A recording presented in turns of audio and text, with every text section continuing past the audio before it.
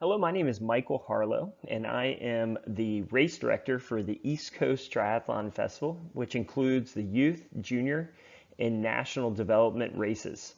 This presentation will go over important information on the course so that you are fully prepared for race day. We are very excited to have you join us in Richmond and believe that you guys are going to have an amazing race experience.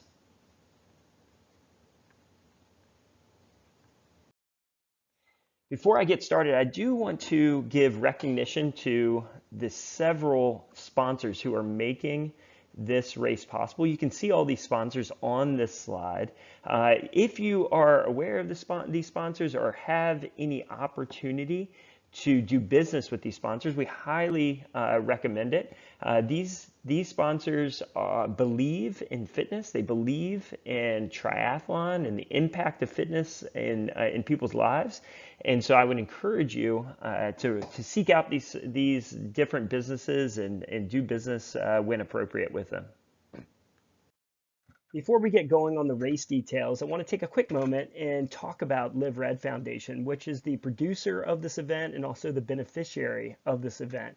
Liv Red Foundation is a local nonprofit in Richmond, Virginia, and we seek to empower all children. And the way we do this is by providing a free fitness program that teaches life skills to children in Richmond's lowest opportunity neighborhoods. In 2023, we worked with over 9,000 children, taking them through our program. So we are having a huge impact in the local community. And this would only be possible through the events that we produce, because our events, like the East Coast Triathlon Festival, are our largest fundraiser and our major source of funding for the programs that we put on in the community. So by being here, by participating, you are helping making these programs possible. And so we thank you from the bottom of our heart for being here and supporting our mission. Let's talk real quickly about parking and getting to the venue. So the easiest place to park is in the hotel area if you're staying in one of the local hotels, and that is all shown in the blue area. You will also find a lot of restaurants in that area as well. So if you're staying in that area and you just ride your bike down in the morning, you're only about a little over a mile from the venue. The main venue is in the red circle. There will be no parking in that main venue. Teams can certainly set up tents in there, but there will be no parking of your car in that red area. Easy parking will be in the green circles, the green areas, and those are really all around the property on the outside of the course, and they will allow you to be able to leave very easily from the course when you need to do that. New this year is we will have parking along Highwoods Boulevard, which is shown in the pink line or on the pink line here. And Highwoods Boulevard in the past has been closed, but this year, due to some development in Innsbruck, we have the southbound lane of Highwoods Boulevard open. And that also means that there is parking along Highwoods Boulevard as well. Now, you will only be able to exit out of those parking lots with a right-hand turn and head southbound, because northbound will be closed for the participants. Also note real quickly, the yellow circle is inside the course, and if you park there, you have to be in that lot before 7, and you will not be able to leave until after 5 o'clock. So do not park there if you need to leave anytime between 7 a.m. and 5 p.m.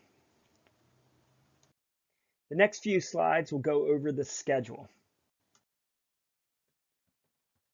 The schedule will begin with the junior elite races at 7 a.m. and 8:30 a.m., followed by the youth elite races at 10 o'clock and 11 a.m. Then we will have the age group races starting at 12 o'clock with the 5 to 10-year-olds going first, and then at 1 o'clock, the 11 to 14-year-olds, and then at 2 o'clock, 15 and up, including our adult race, which is the Virginia State Championship this year. In addition to that, at 3 o'clock and 4 o'clock, we will have the National Development Cup female race and National Development Cup male race. This slide breaks down the specific schedule for each race. You will notice that each of the races follows the same pattern. 75 minutes before the race, transition will open. 45 minutes before the race, the swim course will open. 15 minutes before the race, transition will close, and then athletes will be staged at the swim start 10 minutes before the race. The race will then go off, and we will have awards as soon as we can after the race concludes. So do not leave that finish line once you finish, especially if you are in the top 3. Now for the national development race, or the draft legal 16 plus race, the schedule is a little bit tighter. The only change from the previous slide is that transition will open up an hour before the race, and then everything else is exactly the same, with swim course opening up 45 minutes before, transition closing 15 minutes before, athletes being staged 10 minutes before, and then awards will be about an hour after the race start. Again, stay near the finish line for your awards. All right, so a few things with pre-race as we go over schedule. There are several options with warm-up. We already talked about the swim warm-up. The bike warm-up, you can go out on the race course as long as there is not a live race going on the course. So feel free to use the race course. But there's several roads, neighborhoods around other kind of office-y areas around that are outside the race course. So even if a race is going on, you can kind of go on the outside of the race course and find plenty of options for warming up. And then obviously it is also an option to use a trainer. You're welcome to bring that in and set that up and be able to use that as well. Same thing with the run, many options kind of around the venue that you can use for warm up. That should not be a problem for the run. When you are ready to check in, you're going to do this outside each transition area. You're going to want to bring your bike, your helmet, and have your helmet on your head with the race number. You're going to want to have your uniform on your body and your tattoos in place, both on your arms and your legs. The rules briefing will go over exactly where those tattoos go. Officials will be conducting a thorough check of all equipment. So you'll want to make sure that you have followed all the equipment rules and are ready for that check-in. Again, those rules will be gone over through the rules briefing. For staging, you're going to receive your swim cap and timing chips. Down by the swim start, there will be a tent down there, and you can receive that anytime during the swim warm-up. And then we'll line you up based on numerical order 10 minutes before the start, and then call you out to your race start from there. All right, let's go a little bit over the course. So transition, before you start, you're going to rack your gear at the transition area that is marked by the last 2 digits of your race number. So for example, if you are number 220, you're going to find 20 and you're going to rack your bike at that 20. Because we have multiple races, there will be multiple people, the 220, 320, 420, 520 that will rack at that 20 spot. You will want to rack your bike by the seat nose pointing toward the flow of traffic, so pointing towards the center of transition. You want to have your gear on your bike, behind the front wheel of the bike, or in the transition bin. And no race bibs will be used in these races. And once racked in transitions, bikes cannot be removed until the competition begins. That means that you will want to do your warm-up before you rack your bike or check in to transition. All right, with transition 1, this is a 485-foot run from swim exit to transition. So from the edge of the water up to the entrance to transition, 485 feet. When you get into transition, all your used swim equipment must go in the transition bin. It must go in the transition bin. Your transition bin will be marked with those same last 2 digits of your race number. So again, if you are 220, you're going to look for the transition bin is labeled 20. For transition 2, you're going to rack the bike by the seat or both handlebars. It's your choice, but it should be racked facing away from the flow of traffic, so away from the center of transition. And all used bike equipment, once again, needs to be placed in transition bin. So this is, for example, your helmet needs to be put in that transition bin before you leave transition. Now here's how transition will work. You can see down where the white line begins down by the water. That's where the athletes will exit the water and run that white line on a path up to transition. You will have a designated transition. You will either be set up in transition A or transition B. You will not be able to run into the other transition. It will be closed. So you will just flow through your transition and then out up at the top of transition and onto the bike course. When you finish your loops on the bike course, you will take this blue line that's coming across the bottom of your screen back into the parking lot, which will bring you back into transition, and you'll go right back into your transition spot and then flow up onto the run course out the same way that you did for the start of the bike. Next one. Here you'll see a flow. So with transition A, which is the one over here on the left, you'll enter here to get set up. And then when that one's open, you'll be coming through and flowing through. This one will be completely closed. And when transition B is open, it'll look just like this. Let's talk about the swim. The swim course is a lake swim. It will start in the water and all athletes will complete 1 lap. You will receive your swim cap in your chip under the Liv Red Foundation tent by the swim start. And you will need to receive this before you get in to warm up. Also, make sure that you do not have your wetsuit completely on at this point, because we do need to see your tattoos to be able to give you your chip to make sure that we are giving you the correct chip. Once you are called up and staged at the swim start, you will stand behind one designated spot on the walkway at the water's edge. Our race staff will then ask you to enter the water and hand you over to the starter. At that point, the starter will give the commands on your mark, and then an air horn will blast, which will start the race. You will want to, at all times, and especially under the bridge, keep your buoys on the right side of you.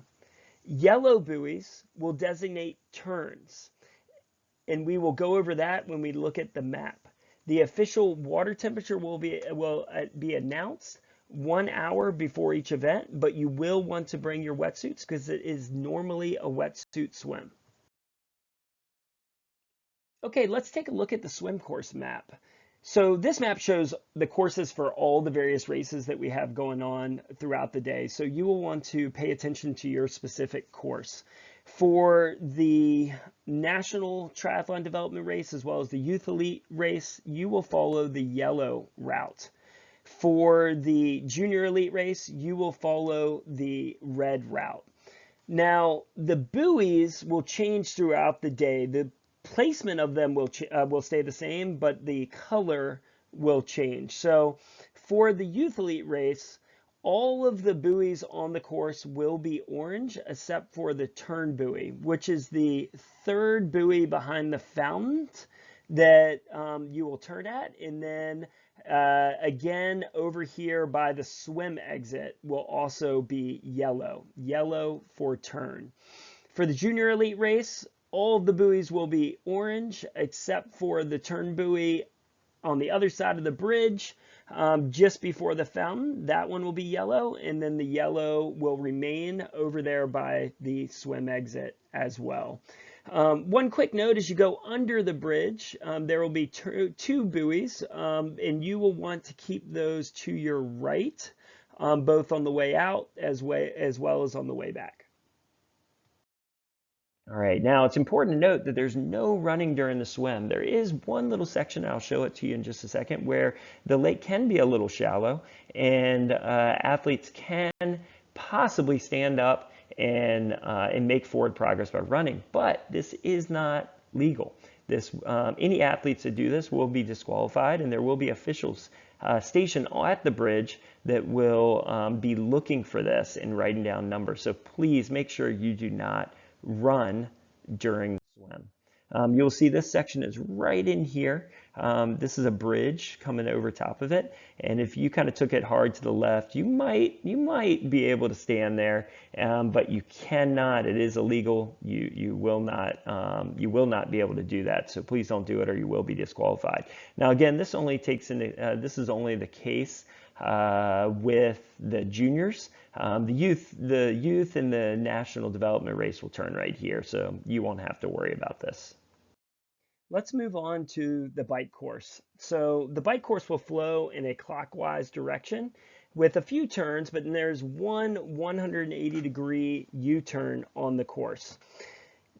As you come back towards transition, you will not turn in and travel through transition, but stay out on Highwoods Boulevard until you've completed all of your laps. Once you've completed all of your laps, then you will turn into the parking lot to return to transition. The wheel pit will be located on Highwoods Parkway just a bit after you come out of transition and turn right. The lap out and overlap rule will be in effect for all of these races, so Youth Elite, Junior Elite, as well as NTDR. Junior Elites will be making 4 laps, Youth Elite and NTDR will be making 2 laps. There are some speed bumps near the end of the bike course that you'll want to be aware of, but you are perfectly fine to ride right through those. We have never had any problems with this in the past. Here's what the bike course map looks like. Now, I know that you can't see my pointer, so I'll kind of talk you through this. As you exit transition, you're going to be making a right-hand turn on Highwoods Parkway. You're going to go up to a right-hand turn on Sadler Place, which is going to take you to a fairly decent downhill, taking you to a right-hand turn onto Cox Road. That is typically the kind of the hairiest corner on the course, just because you have a lot of speed coming into it. So just be careful as you make that right-hand turn and make sure you're safe. This section along Cox Road, which is this kind of longest section, is a slight uphill. Some years we can have some wind at your face. Sometimes we'll have wind at your back, but it's a slight uphill, taking you all the way up to Inns Lake Drive, where you'll make a right-hand turn and then another right-hand turn onto Dominion Boulevard. This back section is fairly flowy and frequently pretty fast with the wind direction. You will come down to Waterfront Place, which you'll do a short out and back with a 180-degree turn. Again, another area where you're going to want to be super safe going around that turn and navigate it safely. And then you'll come up and make a right-hand turn on the Highwoods Parkway. You will see the right-hand turn into transition. You will not make that turn until you've completed all of your laps. Instead, you will continue straight to go out on your next loop.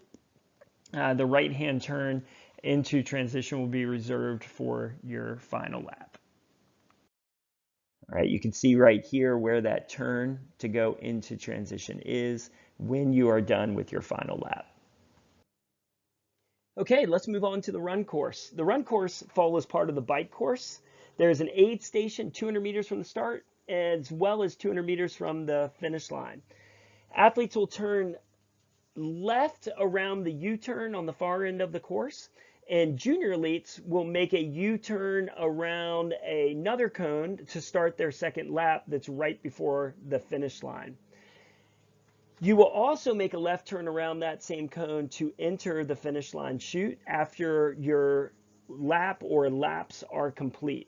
Pacing is not allowed by any coaches, teammates, or friends. Junior elites will make 2 laps, as well as youth elite and NTDRs will make 1 lap. Here's what the run map looks like. Again, we will come out of transition following the same route as the bike course for the beginning of the run. you will run on a relatively flat road along Highwoods Parkway with a slight decline, making a right-hand turn onto Sadler, which is a little bit steeper of a decline down to Cox Road, which will continue with a slight decline down to the lake. Once you pass the lake, you will have a slight incline up to the U-turn. You'll make a left-hand turn around that U-turn, running back on that slight decline down to the lake, slight upcline, back up to Sadler, make a left-hand turn. That's your steepest hill on the course, but still not too steep. And then a left-hand turn onto Highwoods Boulevard. If you are youth elite or in TTR, you will make a left turn around the cone there and into the finish chute. If you're junior elite, you will make a left U-turn around that cone and you will head back out onto the course for your second lap. All right, post-race, when you get to the post-race, we'll have an area where you can receive food, drink in your finish medal. We also have food trucks and some different vendors out there if you want some additional food as well. Again, you will want to remove your bikes from transition immediately after the race, and we will be giving awards almost immediately after the race for the top 3 per race. So when I say per race, I mean top 3 junior development female, top 3 junior development male, and so on. Now it's important to realize that this is not the only briefing that you need to view. You also need to view the rules briefing that was produced by the officials for the event. You can find that briefing at this YouTube link right here. So you will want to make sure to click on that and watch that entirely. After watching both briefings, it is imperative that you sign the Google form at this link stating that you did watch both briefings to be allowed to race. This is very important. You do not want to be blindsided the morning of the race by us realizing that you haven't viewed these presentations. So make sure you do that and get that taken care of. Outside of that, I think you've got all your information to have a successful race. We wish you the absolute best luck and are excited to see you in Richmond here in a couple weeks.